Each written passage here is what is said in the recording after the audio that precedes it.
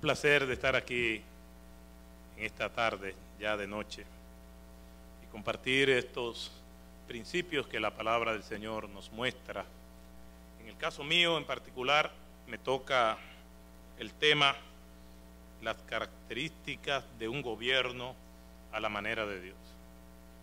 Y es pertinente este tema porque muchas veces en nuestro país y en otros países más, se interesan más por los votos de los cristianos que por su voz.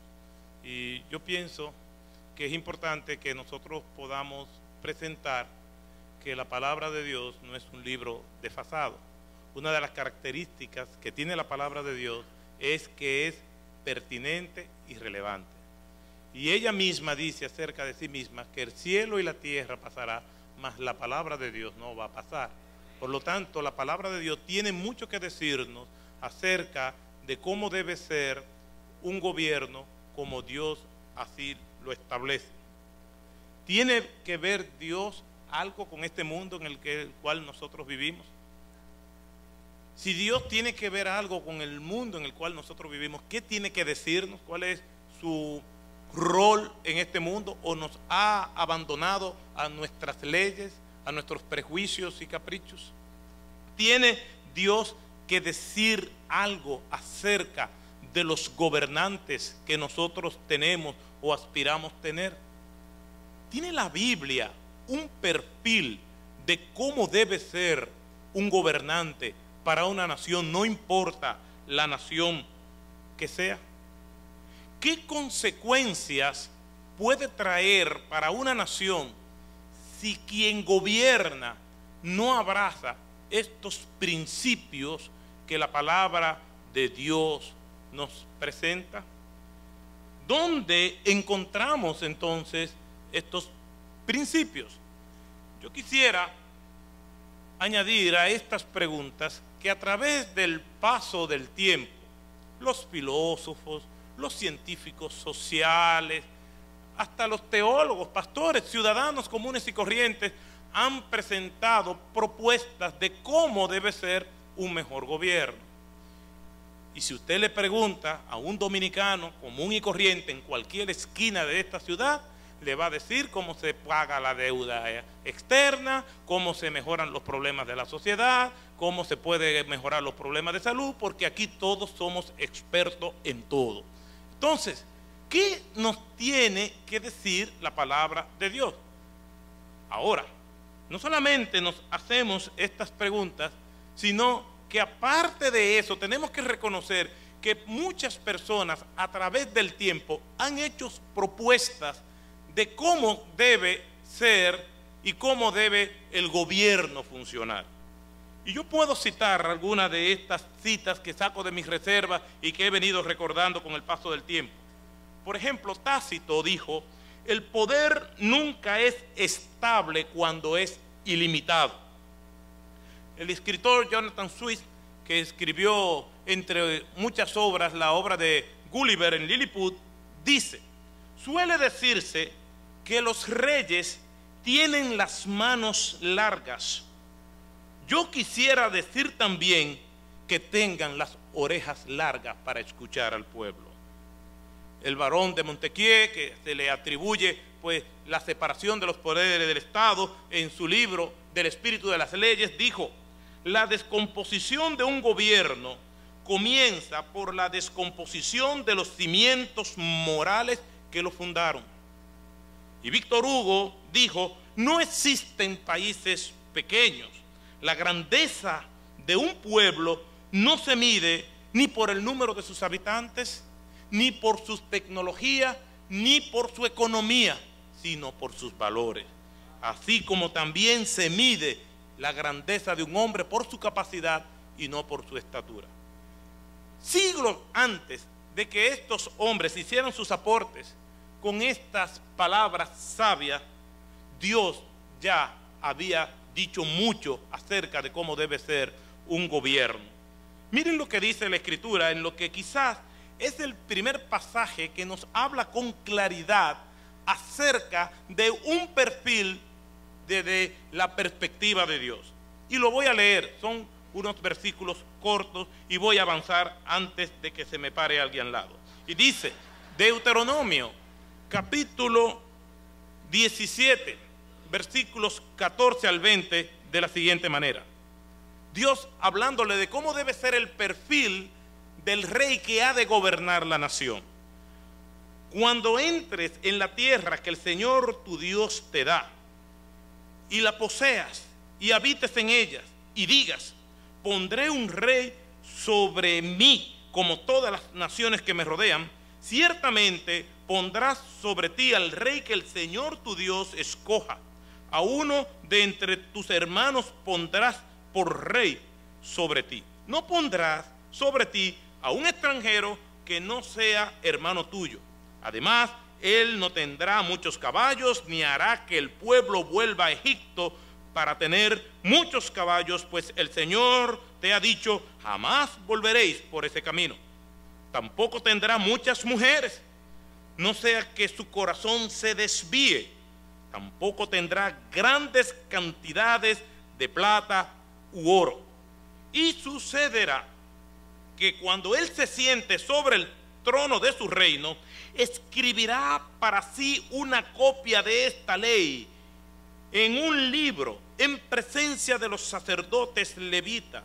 Lo tendrá consigo y lo leerá todos los días de su vida para que aprenda a temer al Señor tu Dios, observando cuidadosamente todas las palabras de esta ley y estos estatutos, para que no se eleve su corazón sobre sus hermanos y no se desvíe del mandamiento ni a la derecha ni a la izquierda, a fin de que prolongue sus días en su reino, él y sus hijos en medio de Israel. Cuando nosotros leemos este pasaje, nosotros nos damos cuenta que el propósito de esta ley acerca de lo que debía ser el perfil de un rey era para establecer los límites de su poder, para que él entendiera que estaba allí puesto por Dios como un servidor de Dios a beneficio de los demás.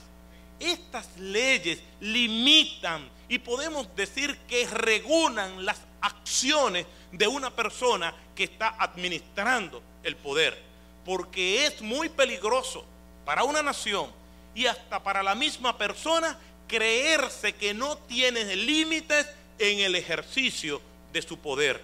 Por eso, cuando nosotros vemos que a través de la historia, pensadores, politólogos, científicos sociales han hecho sus aportes, entonces tenemos que decir gloria a Dios por la relevancia de su palabra, porque antes de que a estos hombres se le ocurriera, ya a Dios se le había ocurrido. Y de aquí podemos sacar algunos principios viendo el contexto general ya de este pasaje, que son algunas recomendaciones que hemos resumido con relación a esto que es el perfil de Dios para un gobernante. En primer lugar, todo gobierno es constituido por Dios, y eso es algo que nosotros vemos en las Escrituras, y por eso nosotros tenemos que entender que un creyente verdadero nunca será de la oposición. Eso se lo vamos a dejar a los partidos políticos.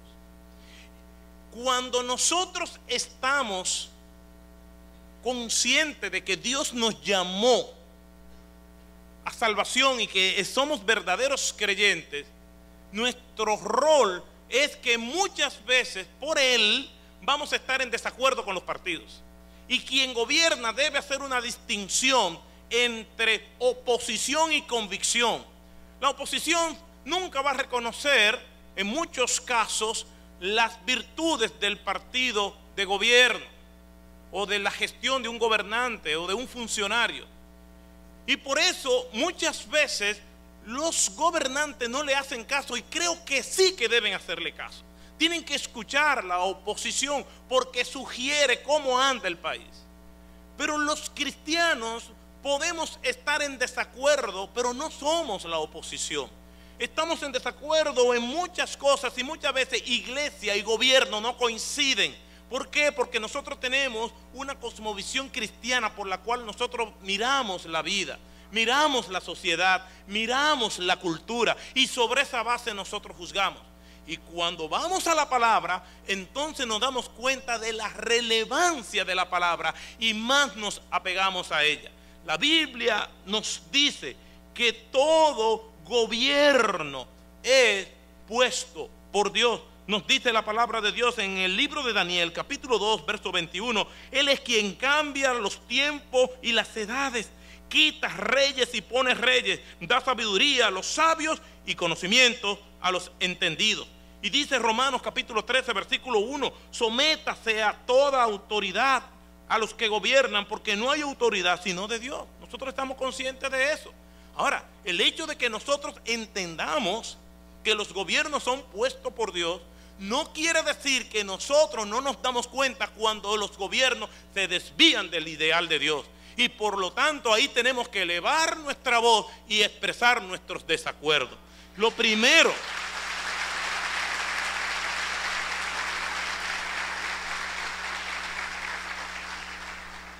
que debemos estar conscientes de eso.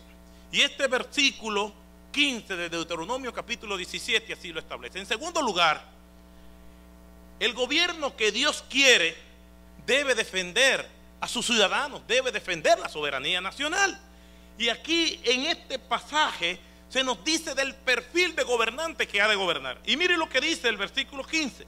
Ciertamente pondrás sobre ti el rey que el Señor tu Dios escoja, a uno de entre tus hermanos, a uno que sea igual que tú, que sea tu compatriota. Pondrás por rey sobre ti, no pondrás sobre ti a un extranjero que no sea hermano tuyo. En otras palabras, quien ha de gobernar a los dominicanos debe ser un dominicano. El perfil del presidente que nosotros queramos tener, el primer perfil que debe tener es que sea dominicano. Y así lo establece la Constitución también de la República en su artículo 123. Y lo primero que dice es ser dominicano o dominicana de nacimiento u origen. Pero eso no nos lo inventamos nosotros. Eso estaba en esta Constitución que Dios le está dando al pueblo hebreo de cómo debe ser el rey. Tiene que ser un hermano tuyo. Entonces, ¿cómo puede un gobernante dedicarse a honrar a Dios? Bueno, defendiendo la soberanía nacional, no permitiendo la injerencia extranjera, porque debe ser de uno de sus hermanos. Con las relaciones, y las injerencias pueden ser políticas, pueden ser culturales, pueden ser de distintas maneras. Tenemos muchas injerencias y la que estamos atravesando ahora es cultural. ¿Por qué? Porque las culturas dominantes terminan imponiéndose si no hay un pueblo que resiste hasta que Dios quiera. Y ese somos su pueblo. Podemos decir muchas cosas de lo que es la defensa de la soberanía nacional, pero no solamente es sobre la injerencia extranjera, sino que también en el texto dice, en el versículo 16, en su primera parte, no tendrá muchos caballos ni hará que el pueblo vuelva a Egipto. Esto tenía un doble propósito. Primero, el terreno hebreo no era un terreno como para tener muchísimas caballerías, y Dios quería que hubiera una congruencia entre lo que ellos podían manejar. Pero lo más pertinente de este pasaje es que el defensor del pueblo era Dios. En el Antiguo Testamento, antes de la época de los reyes, el pueblo era defendido por Dios. Por lo tanto, su fe era puesta en el Señor, y tenían las victorias más inverosímiles que ustedes pudieran imaginar, dándole vuelta 7 veces a un muro y el muro se derribaba, cruzando el Mar Rojo y el Mar Rojo entonces se abría, y cuando iban a pasar los enemigos entonces se cerraba. De las cosas más inverosímiles. ¿Por qué? Porque ellos dependían de Dios. Y hoy en día nosotros hacemos este tipo de foro, Nosotros venimos y participamos y damos nuestras opiniones políticas, pero para el pueblo de Dios su dependencia todavía es el Dios de los ejércitos. Esto no ha cambiado. Oiga lo que dice la Biblia en su palabra. Estos confían en carros y aquellos en caballos, mas nosotros en el nombre de Jehová, nuestro Dios, tendremos memoria. Opinamos, actuamos, pero nosotros sabemos que esta batalla se gana de rodillas. Así que, hermanos, orando en todo momento por nuestro país para que Dios cumpla su propósito en él. En tercer lugar, el gobierno que Dios quiere debe proteger la moralidad, dar ejemplo de moralidad. Dice el versículo 17 en su primera parte: tampoco tendrás muchas mujeres, no sea que su corazón se desvíe. La historia nos dice muy bien que los imperios, o algunos imperios, no se destruyen, sino se autodestruyen. La historia universal y la palabra de Dios nos dice que cuando el imperio babilónico estaba en guerra con el imperio medo-persa, al rey Belsasar se le ocurrió hacer una orgía. Y esa misma noche cayó el imperio babilónico, en medio de la orgía. Porque en tiempo de guerra, ni en tiempo de paz tampoco, pero en tiempo de guerra mucho menos, se hacen orgías. Nosotros vemos que los únicos que no se dieron cuenta que el imperio romano cayó fueron los ciudadanos romanos. Se autodestruyó, se fue diluyendo por la corrupción rampante que había en su seno, por las inmoralidades indescriptibles que había en el imperio romano. Y aquí dice que el rey, que el que gobierna, no tendrá muchas mujeres. No se irá por el camino del hedonismo, del placer, de darle apertura a todo lo que trae gratificación a sus sentidos. Y estamos viviendo en una cultura hedonista. Y una cultura hedonista estimula nuestra tendencia porque nos gusta todo aquello que trae placer a nuestros sentidos. Pero con esta cultura hedonista combinada con poder, es algo terrible. Es algo que el que gobierna tiene que estar claro, que es un servidor público, que es una persona que debe dar ejemplo de moralidad, que es una persona que está modelando a los demás, que no es que tengo 4 años y tengo que aprovecharme para yo darle rienda suelta a todo lo que yo he soñado. Vivimos en un mundo complicado y no siempre lo que hemos soñado vamos a poder lograrlo. Pero tenemos que cumplir con el rol que Dios nos ha mandado hacer. Entonces las autoridades deben dar el ejemplo, deben combatir lo que socava los valores en su terreno. Tiene que prevenir que su pueblo se contamine con aquellas cosas que van a llevar a la debacle y a la destrucción de ese pueblo. Tiene que hacerlo. No puede guardar silencio. Leí una frase el día pasado que me ha volado la cabeza. Y dice: no me duele tu ausencia, me duele tu intermitencia. Ni te quedas ni te vas. La indiferencia, la inestabilidad que me produce el mensaje dual, eso me llena de tensión. O el silencio ante mi clamor.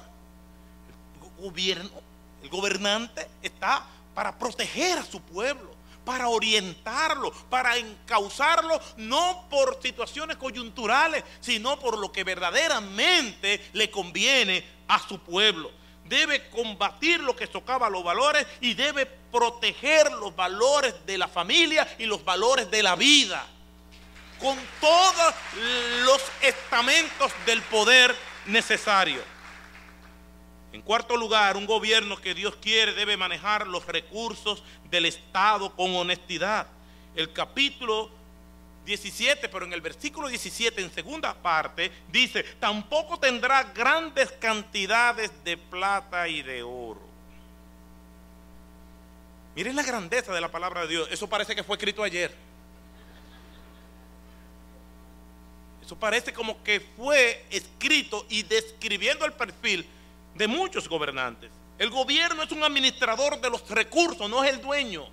El dueño, desde el punto de vista bíblico, es Dios. Y cuando uno sabe que Dios es el dueño, uno es cauto, uno es prudente, porque sabe que es a Dios aunque uno tiene que rendirle cuenta.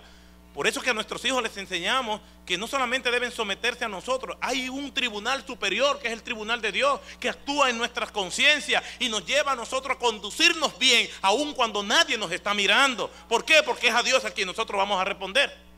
El gobierno debe saber que los recursos del Estado, él es un simple administrador. Y en último lugar, el gobierno que Dios quiere debe estar apegado a los principios que nos han llevado a los niveles de civilización que hoy tenemos. Dice la Escritura que va a escribir esta Constitución y la va a leer diariamente para recordarse. ¿Sabe por qué? Porque el poder puede embriagarnos, puede cegarnos, puede hacernos los sordos. Las tasas de popularidad pueden desviarnos, pueden llevarnos a nosotros a perder el rumbo. Y aquí nos dice que este hombre, este gobierno, como Dios lo concibe, el rey, el gobernante, debe leer los principios que van a hacer que su gobierno se sostenga, no solamente bien delante de los hombres, sino principalmente bien delante de Dios, como un administrador de la justicia, como aquel que lleva la espada para juzgar con juicio y con rectitud lo que está bien y lo que está mal. Simplemente quiero terminar diciendo que la palabra de Dios permanece para siempre. Y quisiéramos que todos los que estábamos aquí podamos ser portavoces de difundir la palabra de Dios. Los niveles de civilización que nosotros tenemos hoy en día es porque esos valores, hombres del pasado, lo creyeron. Y lamentablemente hoy lo están abandonando y quieren forzar que aquellos que no quieren abandonarlo, lo abandonen también. Que Dios tenga misericordia de nuestra nación. Muchas gracias.